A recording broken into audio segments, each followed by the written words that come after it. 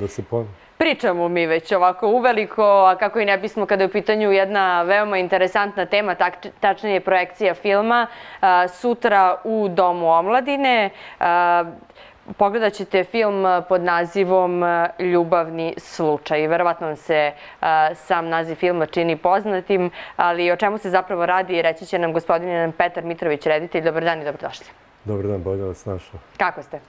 Dobro, nije loše. Malo i mene stigao, pa malo prehlađen, ali taj tempo uzima neki svoj danak.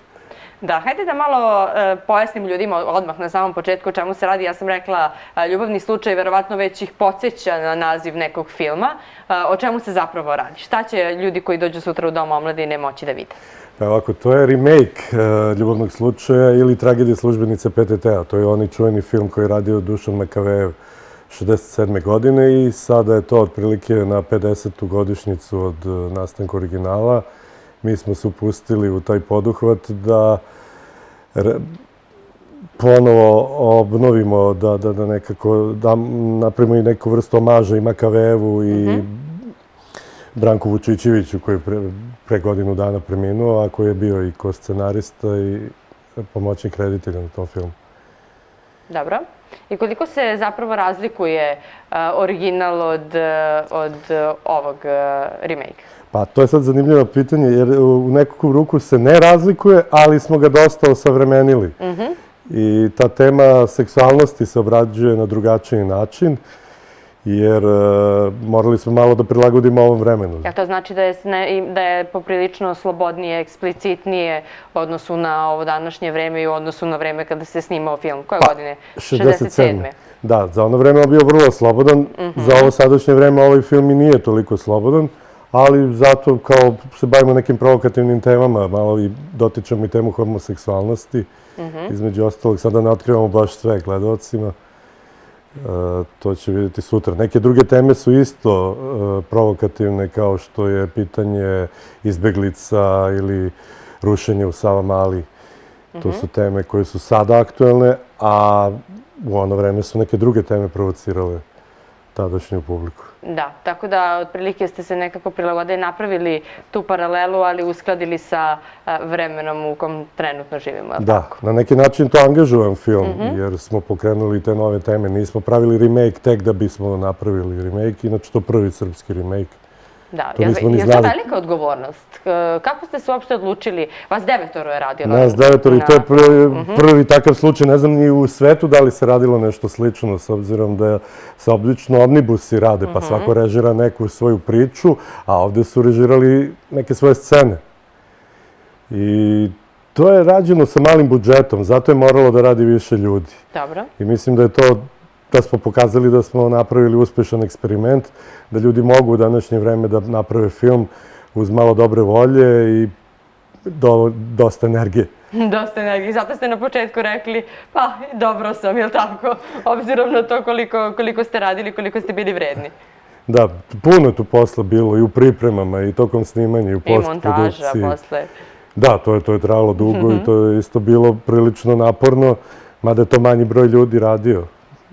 I tu treba pomenuti Natašu Pavlović, njoj odati priznanje, koja je montažerka i jedna od suvlasnice škole Predator, u okviru koje je nastao taj film. Kako ste birali glumce? Pa birali smo ih tako što ja se bavim tim producentskim delom posla i nekako je meni zapalo da izaberem glumce i drugi su se manje više složili. Pa mislim da smo dobru podelu napravili. Sad, ja sam se konsultovao sa mojom koleginicom Marinom Bukvički, koja je glumila isto u tom filmu. I onda smo praktično predlagali imena ostalima i to je sve bilo usvojeno. Mislim da smo dobru podelu napravili. To hoćete da nabrojim imena? Pa možemo da pomenemo da za one koji ne znaju, mada je to... Da, u glavnoj ulozi glumi Ljuma Penov. Ona je već poznata. Ako ništa, najviše znaju ljudi po Crnoj Zorici. Tu je imala glavnu ulogu i sad je ovo jedna glavna uloga njena. Ali njen kolega Albin Salihović, koji je sada praktično prvi put na filmu, on je pozorišni glumac, ali eto, dobio je glavnu ulogu i stvarno se odlično pokazao. Ostali glumci su Marina Bukvički, koju sam pomenuo, Ana Todorović Dijalo, Aleksandar Meda Jovanović Anđelko Beroš. Eva? Pa Eva je trebalo da glumi, ali nismo se dogovorili oko scene kako bi trebalo da izgleda.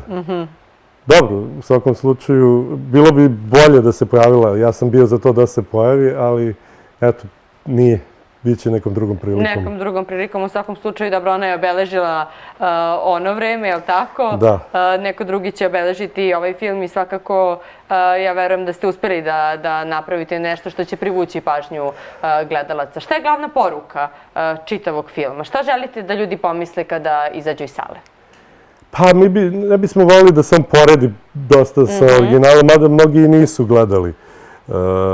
On je na specifičan način rađen, zato što je kombinovano dosta arhivskih snimaka, dokumentarnog materijala.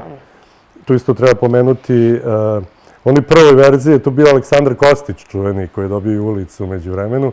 Sad je to doktor Aleksandar Milošević, profesor na medicinskom fakultetu. On sad tumači neke scene u vezi sa seksom. I drugi kriminalista Zvonimir Ivanović.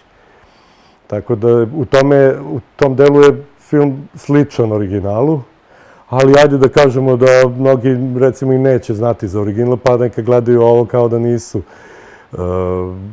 Mislim da smo radili pa dosta slobodno taj film, jer jednostavno nismo imali ograničenja. Rađen je s malim budžetom, radili smo ga onako kako smo se dogovorili. Mogao je da bude i bolji, ali mogao je da bude i gori, tako da mislim da imamo sasvim solidan film. Zadovoljni ste u svakom slučaju. Dakle, da ponovimo još jednom, sutra je beogradska premijera u Domu omladine, početak je u 20 časova. U 20 časova, tako da svi oni koji budu želeli da dođu, neka dođu malo ranije, tako kako bi sebi obezbedili mesta. Hoćete li se zaustaviti ovde ili nastavljate dalje kada su u pitanju projekti neki drugi? Pa sad ja planiram nešto svoje što bih radio samostalno. To je malo već ambiciozniji projekat, u pitanju je komedija jedna. Dobro. I baš tu sa nekim vašim komšijama će vjerojatno pregovarati oko produkcije i tako dalje, da sad ne pominjem. Aha, znam. Da. Dobro. Inače, to je nešto što ne može da se radi tek tako sa... Ali je zanimljivo da kad krenete u to i kad ne čekate samo da vam se sve obezbedi na tacni, onda se otvaraju vrata. Neko vam da opremu, neko pristane da sponzoriše, neko pristane da glumi za manji honorar i tako. Može film da se pravi i mislim da je ovo dobra prilika da se pokrene srpska kinematografija. I ove godine je ipak malo više filmova snimljeno nego prošle. Da, čini mi se. Tako da će ići u to pravcu. I to uspešnih filmova, svakako. Jest, ali ljudi su se snalazili kako su znali i umeli. Dakle, nema tu, nigde nije lako. Eto, ako uzmemo sada Injaritu, ako je dobio 2 Oskara za redom, on je rekao da je snimanje filma kao trogodišnji rat. A radi u jako dobrim uslovima, imaju velike budžete, pa je opet teško. Pa je trogodišnji rat. Kakav li je rat ovaj naš u Srbiji kad radimo uz pomoć, da ne kažem baš onako narodski štapa i kanapa, ali ima i takvih situacija, pretpostavljam. Da, pomoću štapa i kanapa, baš svašta tu i međuljudski odnosi i to je, ali je jako zanimljivo. Film, ja mislim da svi ljudi koji se bave filmom da vole to, jer to ne može da se, ako se tezgari u tome, onda to nema smisla. Mislim da je potrebno voleti to što radite i onda se stvarno nije ni teško onda. Dobro, sačekat ćemo da vidimo tu komediju, ali pre toga sva pažnja je usmerena isključivo ka ovom filmu. Dakle, da ponovimo još jednom svim gledalcima, sutra Dom omladine, početak u 20 časova. Tako da, eto, beogradska premijera, pa nastavit ćete sa projekcijom, pretpostavljam. Nastavit ćemo, evo sada je nešto, najnovija vest da su nas pozvali na fest, to će biti u nekom pratećem programu, ali to je isto jako lepa vest. Lepa vest. Jer ja sam tu i najavio negde još letos da će biti vjerojatno premijera na festu, ali već smo ga ranije najavili zbog nekih festivala i tako. Da. Hvala vam mnogo na ovom izdvojenom vremenu za emisiju za Beograd. Ja verujem da će sutra sve proći onako kako ste zamislili i verujem da će ljudi doživjeti nešto potpuno drugačije u odnosu na ono što očekuju. Recimo, mislim da je to možda i najinteresantnije. Pa ja se nadam, jer taj film ne liči na ostale filmove i sad vidjet ćemo. Ja verujem, ove reakcije do sada su dosta pozitivne. Dobro, vidjet ćemo. Nadamo se i verujemo pre svega. Hvala vam još jednom na izdvojenom vremenu. Hvala i vama. Poštovani gledalci, narednih nekoliko minuta pogledajte dobro servisne informacije koje smo pripremili za vas.